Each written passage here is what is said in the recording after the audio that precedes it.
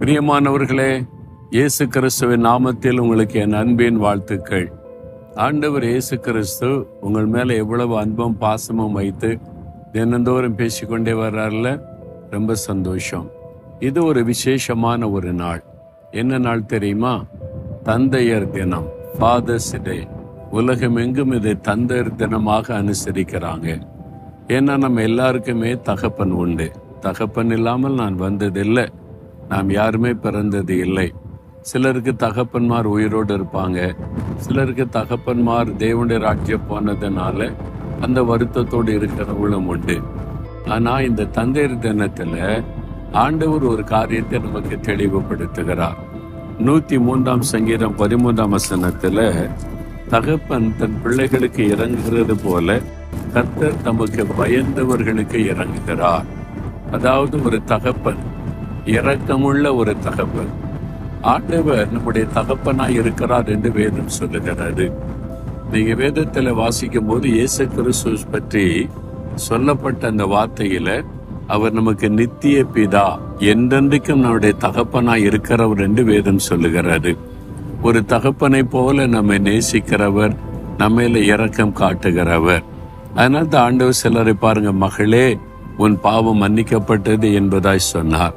மகனே உன் அக்கிரமங்கள் நீங்கப்பட்டது, பாவம் மன்னிக்கப்பட்டது, நீ சுகத்தை பெற்றுக்கொள் என்பதாக இப்படியெல்லாம் அன்பாய் பேசி பாவத்தை மன்னித்து வியாதியஸ்தரை குணமாக்கின சம்பவங்கள் வேதத்தில் எழுதப்பட்டு இருக்கிறது. அப்போ அவர் இரக்கமுள்ள ஒரு நல்ல தகப்பன் தான் ஆண்டவர் இயேசு கிறிஸ்து. இந்த உலகத்திலே பொல்லாத தகப்பன்மார்கள் இருக்கிறாங்க. பிள்ளைகளை கவனிக்காத, மதுபானத்துக்கு அடிமைப்பட்டு மனம் போல வாழுகிற அக்கறை இல்லாத தகப்பன்மாரும் இருக்கிறாங்க.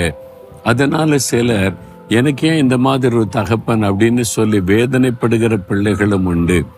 ஒருவேளை அப்படிப்பட்ட நிலைமையில நீங்க கலங்கி கொண்டிருந்தா, உங்களுக்கு இயேசு கிறிஸ்து நல்ல தகப்பனாய் இருக்கிறார். அவரை உறுதியாக நீங்க பற்றி கொள்ளுங்க.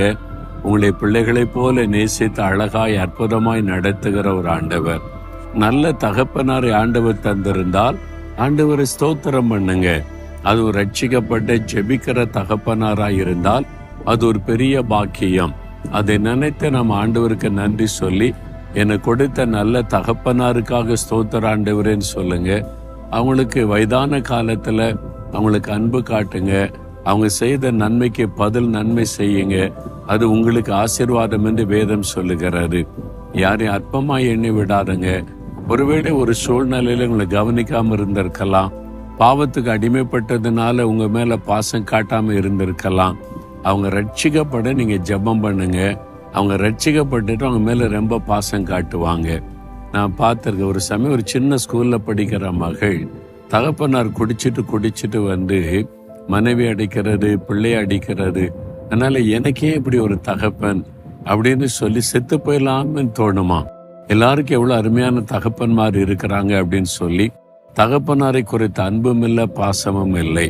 ஒரு நாள் அவர் ரட்சிக்கப்பட்டார், ஆண்டவர் தொட்டார், வாழ்க்கை மாறின உடனே ரொம்ப அன்பாய் மகளை கவனிக்க ஆரம்பித்த உடனே எனக்கு எவ்வளவு நல்ல ஒரு தகப்பனை ஆண்டவர் தந்திருக்கிறான்னு மகிழ்ச்சி அடைந்தாளாம். அந்த மகள் சாட்சி சொல்லும் போது அவருடைய முகத்தில் அவ்வளவு பெரிய பிரகாசம். எங்க அப்பாவும் என்னை நல்லா வச்சுக்கிறாங்க, கவனிக்கிறாங்க என்பதாக. சில சமயம் பாவ அடிமதனத்தில் இருக்கும் போது அவங்க அப்படி நடந்து கொள்ளுவாங்க. ஆனா இயேசுவால ரட்சிக்கப்பட்ட மாற்றம் அடையும் போது உங்க மேல அன்பு காட்டுவாங்க. அதனால உங்களுடைய தகப்பான எந்த நிலைமையில இருந்தாலும் அவரை நேசிங்க, அன்பு காட்டுங்க, அவருக்காக செபிங்க. அது உங்களுக்கு ஆசீர்வாதம். தகப்பன்மாராய் இருக்கிறவங்க ஆண்டவரை மாதிரி இரக்கமுள்ள தகப்பனாய் நடந்து கொள்ளுங்க. பிள்ளைகள் மீது அக்கறை காட்டுங்க, அவங்களை அன்பாய் வைத்துக் கொள்ளுங்க. எல்லாவற்றிற்கு மேலாக நீங்களும் இயேசுவை தகப்பனாய் ஏற்றுக்கொள்ளணும். அவருடைய பிள்ளையா மாறிட்டா உங்க வாழ்க்கை மாறும், உங்களுடைய குடும்பமே ஆசீர்வதிக்கப்படும். அந்த ஆசீர்வாதம் உண்டாக செபிக்கலாமா?